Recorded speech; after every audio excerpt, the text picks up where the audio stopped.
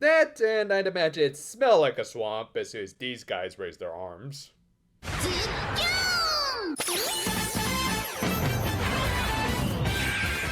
We opened this week with the new 6 Rangers taking in Hanamichi Town, which I thought at first was shaped like a star, but these curves here make it look more like a sakura petal, because I guess they do have to match up with our lead character. That said, it also did act as a nice bit of symbolism, as Zukyun was already taking a liking to the sakura-shaped town that she believes she was seeing for the first time, which Kiss knew that wasn't exactly the case, and pretty much confirmed that everything from episode 1 to 17 of this show has been wiped from her memories. Meanwhile, Uta was proving to be one of the worst sleepers in this franchise for various reasons.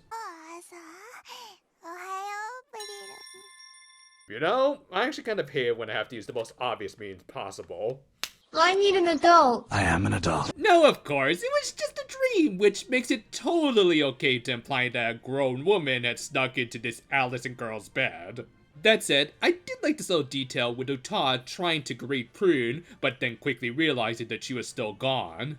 This is then followed by her being rightfully concerned about her friend's safety, as Kyakkya-lan was basically under Darkine's control and...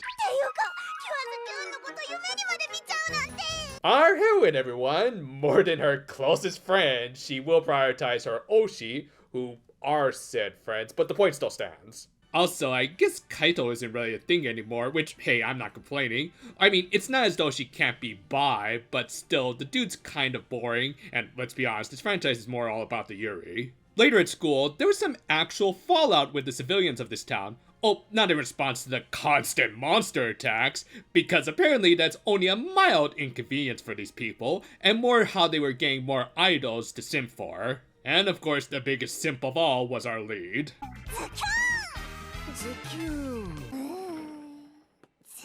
This is your brain. This is your brain on idols, and you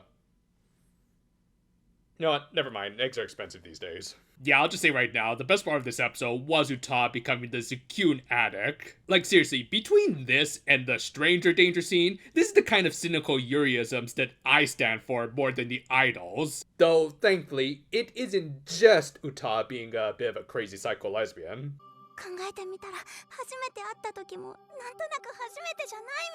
That line there kind of implies to me that she at least kind of recognizes that Zukyun is Prune. As a result, I think she's mixing up her innate love for idols with her general affection for a friend that she's worried about and does miss. And sure, she is being won over by Zukyun's charisma, but I also like to think that she does really want to see Prune again, otherwise, yeah, she would be kind of selfish for putting her on the back burner like this. Still, until we get the inevitable, and hopefully very wholesome resolution of her realizing that the idol she was worshipping was the one she helped raise herself, we can still milk this joke for all it's worth, as Kokoro explained the mechanics of the Oshi. It's kind of like that one manga I read and... Okay, I was just asking. Anyway, after doing a freaking Terminator 2 reference, I wonder how many of the youngins these days are gonna get that, Uta and Nana ended up joining their own appreciation club. I mean, obviously, Uta was doing it for the Zukyunisms, but Nana didn't really have to, other than needing a little more screen time because her last Spotlight episode feels like it was ages ago. Didn't help that she was also a total fence sitter when asked who her favorite cure of the season was. Yeah, honestly, I kinda prefer her other persona. At least she doesn't shy away from the Yuri. That said, we also got low-key my second favorite part of this episode, when Uta said that Wink and Kyun Kyun were her favorites before getting to her Oshi. Again, it is evidence that, my jokes aside, she does actually prioritize her friends, and adds to my theory that even her thing for Zukyun is her seeing Prune in her. Later, Uta took home a Zukyun card that Kokoro made, and tried to spread the gospel about her by going ultra Yuri-stinct.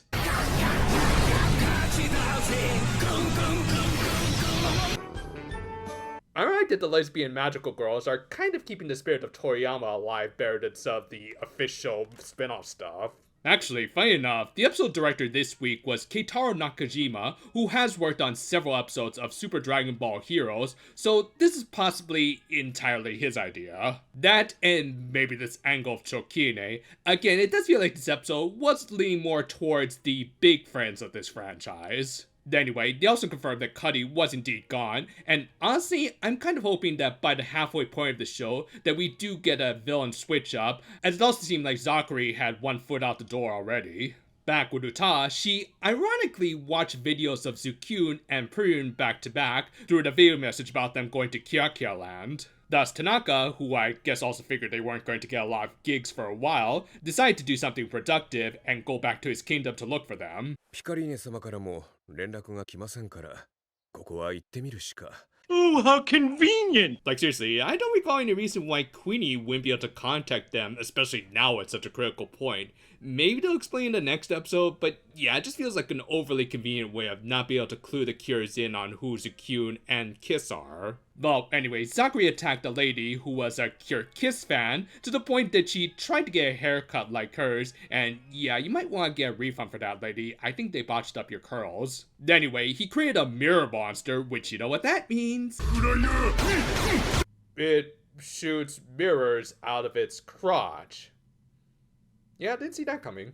Yeah, I guess it was both a blessing and a curse that they got a Dragon Ball director this week. I mean, on the one hand, the comedy has been great in this one, but the fight with a freaking mirror monster just lacked creativity, as most Dragon Ball fights can often just become basic fisticuffs, especially when they don't get a particularly good action director. Because other than this one bit where it reflected the light, its only other attack was using the mirror as a fan? That's stupid. But yeah, the Six Rangers came in to save them from the poorly thought out monster, and thankfully, it did at least allow them to show off their new abilities, which, like the other Yuri duo from last season, were mostly based around their cosmetics, because that's legit the real cash cow of this franchise these days. With them, Kiss was able to use Thunderbolt, while Zukyun used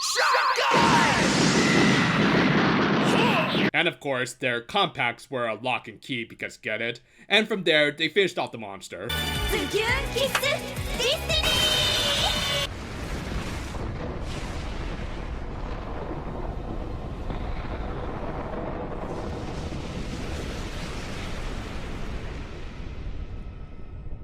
Later, Uta of course asked the two if they could join their team, and while Zukyun wanted to join them, Kiss both had to fulfill the role of the antagonistic Six Ranger, plus Meron's original wish.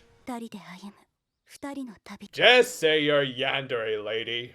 But yeah, I think Meron's wish to protect Prune at the cost of what was either her memories of her or even her pure love for Prune has resulted in Kiss being even clingier than Meron. This is likely because she is acting on the dedication to the wish rather than her pure love for Prune, which eventually could let in others like Uta. This is even kind of reflected in her switching from Netama to One-sama, showing that she is being far more formal and yet also a little more distant than the fairy. Then it's also possible that she was preventing Zukyun from interacting with Uta, as if she does remember her time with her, it might end up cancelling out the contract with the lock. Anyway, the episode ended with Uta giving chase to the two, because in the world of idol stats, no means yes, unfortunately. This is a very entertaining continuation to this ongoing Six Ranger arc. The jokes were definitely more my brand of humor, but they were also well-timed and thankfully came off not as annoying or character assassinating for Uta in any way.